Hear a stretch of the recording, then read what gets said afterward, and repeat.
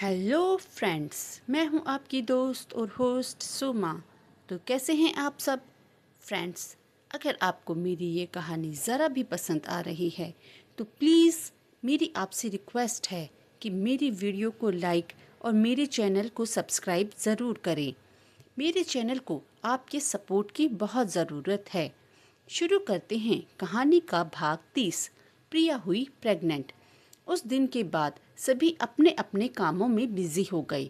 हर्षित एक business deal के लिए इंडिया से बाहर चला गया। बिजनेस डील तो एक बहाना था, असल में वह जानवी की बातों से इतना दुखी था कि वह जानवी से दूर जाना चाहता था। ईशानी जोर शोर से अपनी पढ़ाई में लग गई। वह देर रात तक पढ़ाई करती और सुबह जल्दी उठकर भी अपनी किताबों में घुस जाती। आदित्य सुबह जल्दी उठकर ऑफिस चला जाता और देर रात वापस आता। उसे लगता था कि अगर वह ज्यादा घर में रहा तो ईशानी की पढ़ाई डिस्टर्ब होगी, मगर वह यह नहीं जानता था कि इसका फायदा अनीका उठा रही है।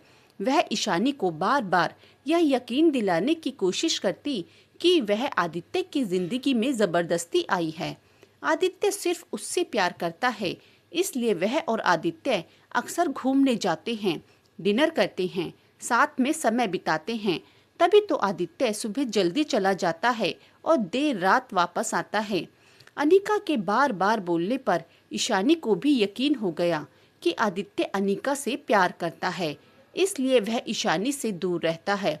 ईशानी को इस बात का दुख तो बहुत हुआ, पर आदित्य की खुशी के लिए वह यह फैसला करती है कि जब उसका रिजल्ट आ जाएगा तो वह खुद ही सभी घर वालों को बता देगी कि आदित्य और वह इस शादी से खुश नहीं है, इसलिए उन्होंने अलग होने का फैसला किया है।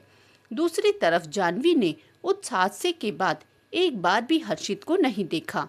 वह हर्षित से मिलना तो चाहती थी, पर उसे समझ नहीं आता कि वह उससे कैसे मिले।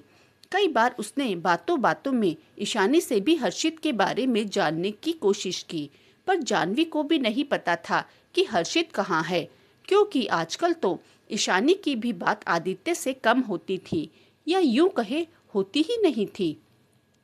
समीर जब भी जानवी और ईशानी को देखता तो उसे एहसास होता कि अपने प्यार को पाने के लिए जो रास्ता उसने चुना वह सही नहीं था। इस रास्ते पर चलने के कारण उसने अपने अच्छे और सच्चे दोस्तों को खो दिया। वह उनसे बात तो करना चाहता था, पर उसकी हिम्मत ही नहीं हुई कि वह जाकर एक बार उनसे बात कर की कोशिश करे। इसलिए जब भी उसका सामना ईशानी या जानवी से होता तो वह चुपचाप अपना सिर झुकाकर निकल जाता। समय किसी के लिए नहीं रुकता, इसलिए देखते ही देखते 2 महीने बीत गए। जब ईशानी के एग्जाम भी खत्म हो गए थे, वह अपने रिजल्ट का वेट कर रही थी।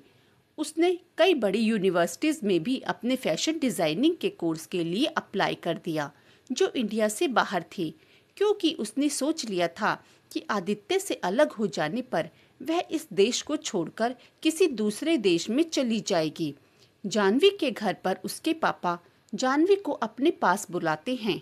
वह जानवी से पूछते हैं, बेटा, अब तुम्हारे एग्जाम खत्म हो गए और तुम्हारा कॉलेज भी कंप्लीट हो गया, आगे क्या करने का सोचा है? जानवी अपने पापा के गले लगते हुए बोली, कुछ भी करने का नहीं सोचा, पर इसका मतलब यह नहीं कि आप मुझे अपनी पार्टी का मेंबर बना लें। मुझे यह राजनीति बिल्कुल पसंद नहीं, और वैसे भी अभी तो मेरा कॉलेज खत्म हुआ है, इसलिए अब कुछ दिन मैं घूमना फिरना चाहती हूँ, पूरी दुनिया देखना चाहती हूँ। जानवी के पापा ब्रजभूषण जी, जिन्हें सब प्यार से भूषण सर कहते हैं, जानवी के सिर पर प्यार से हाथ फेरते हुए बोले, बेटा, अगर तुम दुनिया घूमना चाहती हो तो मैं तुम्हें मना नहीं करूँगा। उनकी बात सुनते ही जानवी खुशी से उछल पड़ी। तभी भूषण जी ने उसके सिर पर एक बम फोड़ दिया। वह बोले, तुम शादी के बाद अपने पति के साथ पूरी दुनिया घूमना, मैं सारा इंतजाम कर दूंगा। जानवी जो खुशी से उछल रही थी, उनकी बात सुनकर मुंह फुलाकर बोली, तो क्या दुनिया घूमने के लिए मुझे शादी करनी पड़ेगी? भूषण जी हाँ में सिर हिला देते हैं। वह अपने पापा से झगड़ते हुए बोली, यह बिल्कुल गलत बात है, आप मेरे साथ ऐसा नहीं कर सकते। उसके पापा उसे समझाते हुए बोले, अरे बेटा, इसमें परेशान होने की क्या बात है? तुम यह सोच लेना कि एक बॉडीगार्ड तुम्हारे साथ जा रहा है। वहाँ होगा तो वही जो तुम चाहोगी। आखिर तुम ब्रजभूषण सिंह की बेटी जो हो। जानवी अब कुछ नहीं कहती। जानवी को चुप देखकर भूषण जी उससे बोले, कल एक लड़के के साथ मैंने तुम्हारी डेट फिक्स की है, जाकर उससे मिल लेना। उनकी बातें सुनकर जानवी आंखें बड़ी करके उन्हें घूरने लगी। वह प्यार से उससे बोले, अरे गुस्सा क्यों कर रही हो? कौन सा मैं कल ही तुम्हारी शादी उससे कर दूंगा। पहले उससे मिलो, उसके बारे में जानो, बातें करो, और अगर तुम्हें लगे कि वह हमारा दामाद बनने के लायक है तो हमें बता देना। फिर जब तुम चाहोगी तब हम तुम्हारी शादी उससे कर देंगे। जानवी भी सोचने लगी, मिलने में क्या बुराई है? कौन सा पापा अभी मेरी शादी उससे कर देंगे। यही सोचकर वह उस लड़के से मिलने के लिए तैयार हो जाती है। अगले दिन जानवी तैयार होकर एक रेस्टोरेंट में पहुंची। वह देखती है कोने की टेबल पर एक लंबा चौड़ा आदमी वाइट कलर का कुर्ता पाजामा और उस पर बास्केट पहने, आंखों में चश्मा लगाए, गले में गमछा डाले बैठा था। जानवी उसे देखते ही पहचान गई। यह राधे था, उसके पापा की पार्टी का एक खास आदमी। पार्टी में उसके पापा और भाइयों के बाद किसी की चलती थी तो वह यह राधे ही था। उसे देखते ही जानवी का मुंह बन गया। वह अपने मन में बोली, पापा, क्या पूरी दुनिया में यही गधा मिला था आपको मेरे लिए? जानवी सोचती है कि वह उससे बिना मिले ही यहाँ से चली जाएगी और अपने पापा को कोई बहाना बना देगी। जैसे ही वह जाने के लिए मुड़ी, वह किसी से टकरा गई। गिरने के डर से उसने कसकर अपनी आंखें बंद कर ली, पर जब उसे लगा कि वह जमीन पर नहीं गिरी तो उसने अपनी आंखें खोली। पर जिस इंसान का चेहरा उसकी आंखों के सामने आया वह हर्षित था। जी हाँ, सही सोचा आपने, जानवी हर्षित से ही टकराई थी। इतने समय बाद हर्षित को अपने सामने देख जानवी के चेहरे पर खुशी की लहर दौड़ गई। वह हर्षित से बोली, तुम कहाँ चले गए थे? पता है मैंने कितना तुम्हें ढूंढा। हर्षित उसे सीधा खड़ा करते हुए बोला, क्यों ढूंढ रही थी मुझे? क्या कुछ और भी कहना बाकी रह गया था? हर्षित की बातों से जानवी इतना तो समझ गई कि हर्षित अब भी उससे नाराज है। वह थोड़ा शर्मिंदा होते हुए बोली, उस दिन के लिए मैं तुम्हें सॉरी बोलना चाहती हूँ। उस दिन मैंने जो भी तुमसे कहा वह सिर्फ गुस्से में कहा, और वह गुस्सा भी तुमने ही मुझे दिलाया था, मुझसे झूठ बोलकर। उसकी बातें सुनकर हर्षित सोचता है, कैसी लड़की है, सॉरी भी बोल रही है और मेरी गलती भी बता रही है। तभी किसी की आवाज़ आई, जानवी जी, क्या यह आपको परेशान कर रहा है? दोनों उस तरफ देखते हैं जहां से आवाज़ आई थी, तो वहां राधे खड़ा था। वह जानवी के पास आते हुए बोला, क्या मसला है, मुझे बताओ। अगर यह आपको परेशान कर रहा है तो मैं अभी इसकी खबर लेता हूँ। यह कहकर वह हर्षित की तरफ मुड़ा ही था कि जानवी झट से हर्षित के गले लगकर बोली, अरे नहीं राधे, तुम गलत समझ रहे हो। यह मुझे छेड़ नहीं रहा था, बल्कि यह तो मेरा बॉयफ्रेंड है जो मुझे मनाने की कोशिश कर रहा था क्योंकि मैं इससे नाराज हो गई थी। जानवी की बातें सुनकर हर्षित उसे देखने लगा। उसे समझ नहीं आता कि आखिर जानवी को क्या हो गया। जो लड़की उससे नफरत करती थी आज उसे अपना बॉयफ्रेंड बता रही है। जानवी राधे से बोली, आई एम सॉरी राधे, तुम्हें परेशान होना पड़ा। दरअसल पापा को नहीं पता कि मेरा एक बॉयफ्रेंड है, इसलिए उन्होंने हमारी डेट फिक्स कर दी। जानवी की बात सुनकर राधे कुछ नहीं कहता। वह चुपचाप वहां से चला गया। उसके जाते ही जानवी हर्षित से अलग होती है, पर हर्षित उसकी कमर में हाथ डालकर फिर से उसे अपने करीब कर लिया। वह जानवी की आंखों में देखते हुए बोला, यह क्या था जो अभी अभी तुमने उस आदमी से कहा? जानवी उससे दूर होने की कोशिश करते हुए बोली, दूर होकर भी तो बात कर सकते हो, इतना चिपकने की क्या जरूरत है? पर हर्षित उससे दूर नहीं होता। वह जानवी से बोला, मिस जानवी, हर वक्त तुम्हारी मर्जी नहीं चलेगी। जब चाहा मेरे गले लग गई, जब चाहा दूर हो गई। जानवी महसूस करती है कि हर्षित की बातों में अब भी गुस्सा है। वह हर्षित को बताती है कि राधे मेरे पापा की पॉलिटिकल पार्टी का सदस्य है। मेरे पापा ने इसे मेरे लिए चुना था, पर मुझे यह बिल्कुल भी पसंद नहीं। इसलिए उससे बचने के लिए मैंने झूठ बोला कि तुम मेरे बॉयफ्रेंड हो, और देखा मेरे झूठ को वह सच मानकर चला गया। अब मैं घर जाकर पापा को बता दूंगी कि मैं इससे शादी नहीं करना चाहती। हर्षित ने जब सुना कि जाह्नवी के पापा उसके लिए लड़का देख रहे हैं तो उसे अपने दिल में कुछ टूटा हुआ सा महसूस हुआ। उसने फौरन जाह्नवी को छोड़ा और वहां से चला गया।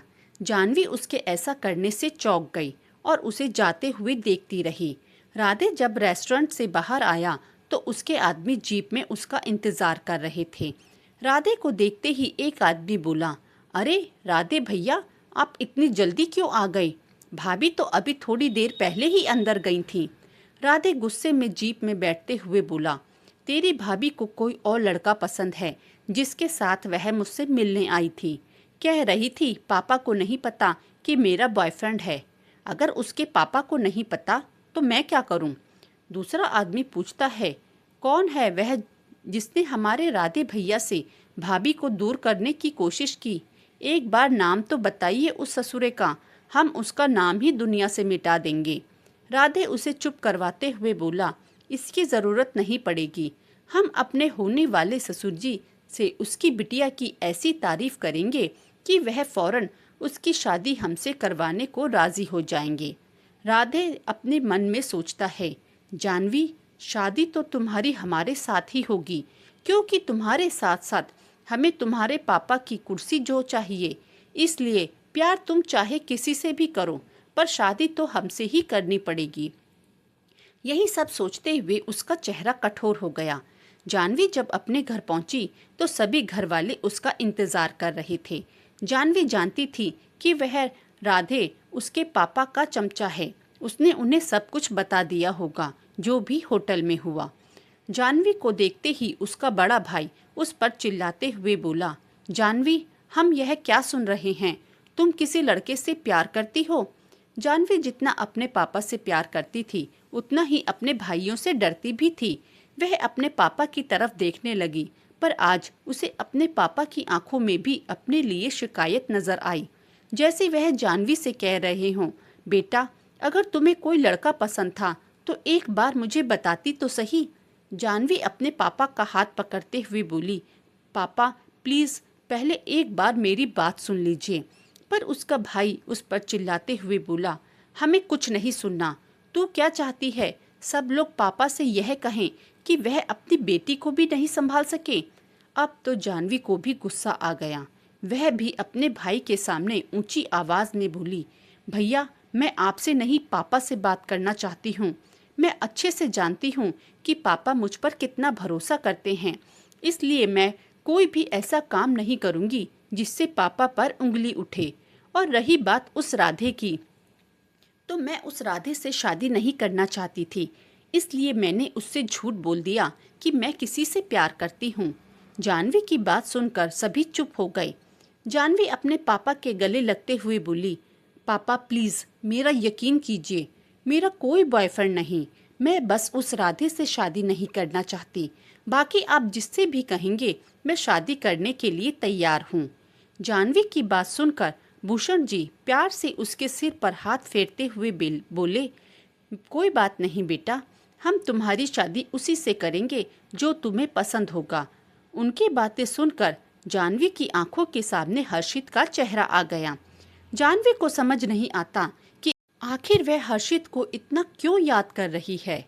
अगले दिन रुद्र के ऑफिस में अमन रुद्र को एक फाइल देते हुए बोला, सर, हॉस्पिटल से फोन आया था, बड़ी माँ को रूटीन चेकअप के लिए अस्पताल ले जाना है। रुद्र बिना उसकी तरफ देखे बोला, तो घर पर फोन कर दो। अमन जवाब देते हुए बोला, सर मैंने फोन कर दिया, पर बड़ी माँ ने कहा है कि जब तक आप उन्हें लेकर हॉस्पिटल नहीं जाएंगे वह अपना चेकअप नहीं करवाएंगे। रुद्र फाइल बंद करते हुए बोला, मुझे साथ ले जाकर पता नहीं उन्हें क्या मिलता है। अमन धीरे से बोला, इमोशनल सपोर्ट।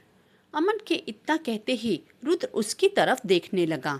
अमन घबराकर कहता है, सर, आपके साथ चलने से बड़ी माँ को इमोशनल सपोर्ट मिलता है।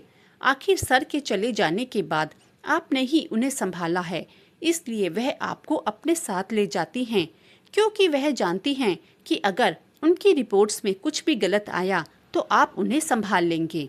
रुद्र अमन की इन्हीं बातों से इम्प्रेस हो जाता था, क्योंकि अमन जितना बिजनेस के दाव पेच समझता था उतना ही रिश्तों को भी समझता था। रुद्र अमन से कहता है, कल की मेरी सारी मीटिंग्स कैंसिल कर दो, कल मैं माँ को लेकर हॉस्पिटल जाऊंगा।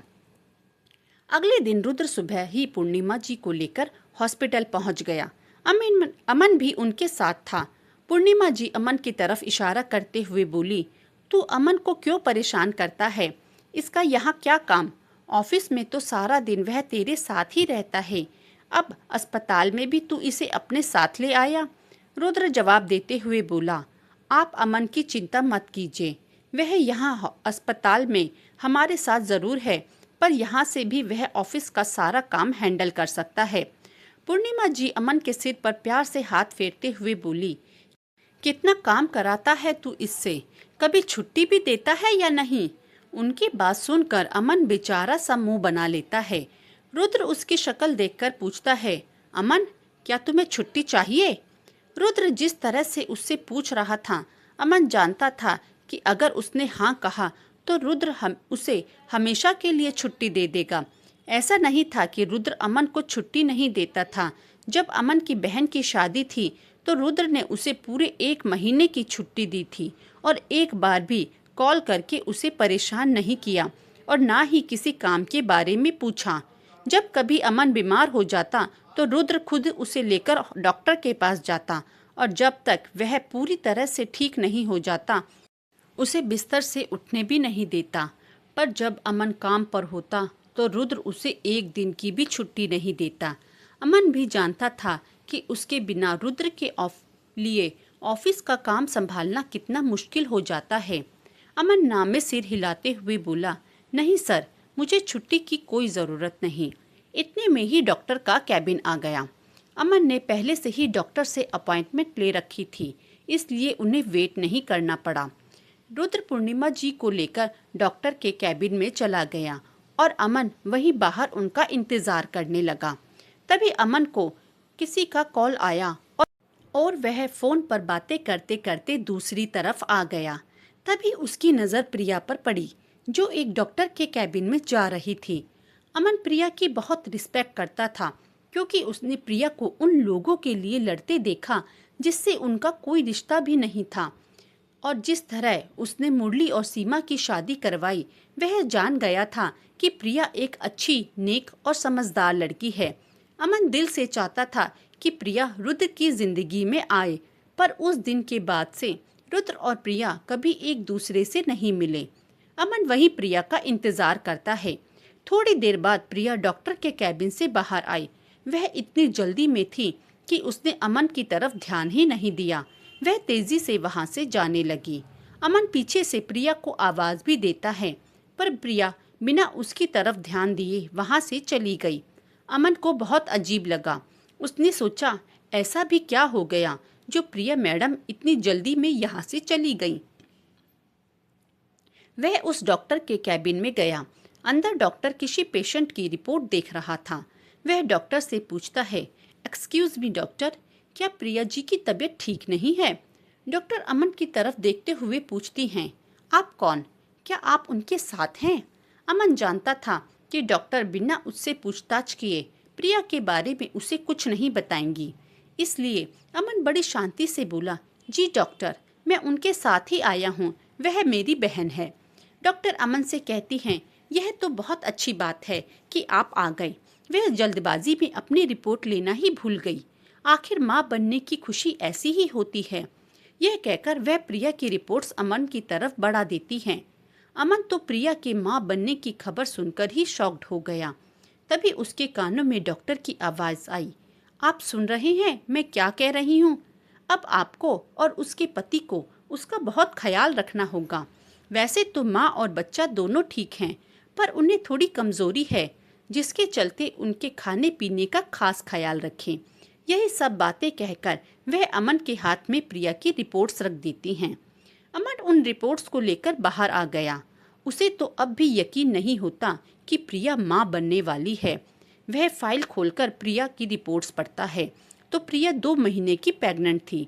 अमन को याद आया कि 2 महीने पहले ही तो रुद्र किस हाल में प्रिया को लेकर अपने फार्म हाउस गया था और जिस तरह की बातें अगले दिन वह दोनों गाड़ी में कर रहे थे, उससे अमन समझ गया कि उस रात प्रिया और रुद्र के बीच में क्या हुआ होगा। उसे यकीन हो गया कि यह बच्चा रुद्र का है। अब उसे समझ नहीं आता कि क्या उसे रुद्र को बताना चाहिए कि प्रिया उसके बच्चे की माँ बनने वाली है, या पहले उसे प्रिया से बात करनी चाहिए। क्या अमन रुद्र को बता देगा प्रिया की सच्चाई? जानने के लिए सुनिए कहानी का अगला भाग। तो दोस्तों, कैसा लगा आपको मेरी कहानी का यह भाग? प्लीज़ मुझे कमेंट में ज़रूर बताएं और प्लीज़ प्लीज़ प्लीज़ मेरी वीडियो को लाइक और मेरे चैनल को सब्सक्राइब ज़रूर करें।